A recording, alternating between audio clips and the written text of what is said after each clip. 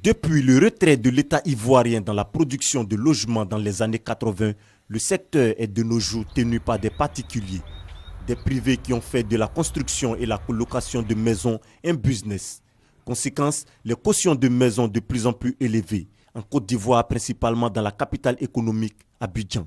On trouve les cautions exorbitantes, on n'arrive pas à s'en sortir. Pour un citoyen normal, lambda ivoirien, on t'impose 8 mois de caution, 9 mois de caution. Vraiment, nous trouvons ça très compliqué. Pour entrer dans le studio dans lequel je vis avec mes amis actuellement, on a été obligé de payer 50 000 francs de caution multiplié par 6. Et puis 6, il y a 1 mois pour un démarcheur dedans. Vous comprenez?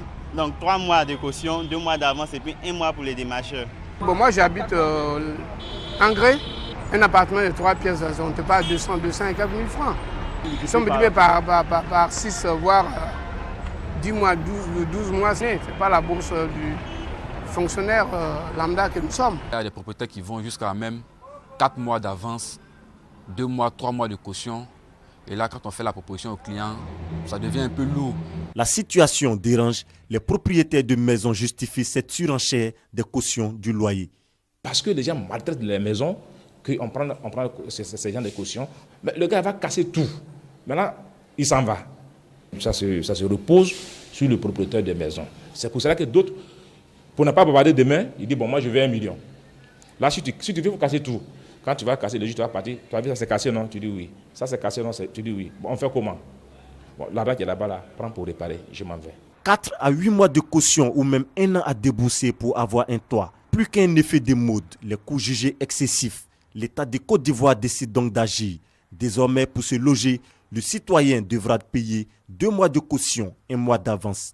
En fait, ça ne fera que nous arranger, nous, agents immobiliers. 2 mois d'avance, 1 mois de caution, ça fait 3 mois là. Avec ce prix un peu réduit là, les clients même seront un peu plus motivés. Bon, si c'est le cas, nous ne serons que soulagés. Ça va nous aider. Il faut qu'ils fassent ça pour permettre aux propriétaires des maisons de prendre conscience. La nouvelle ravit les populations. Si certains propriétaires de maisons affichent leur adhésion à cette vision des autorités ivoiriennes, d'autres voient en cela un danger pour l'avenir de leur investissement.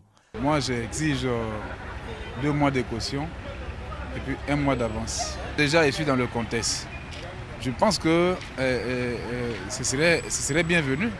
Dans la mesure où il faut offrir un toit à tout un chacun, je pense que cette loi est la bienvenue. Mais le grand nombre de propriétaires que nous rencontrons actuellement décrit plus cette loi.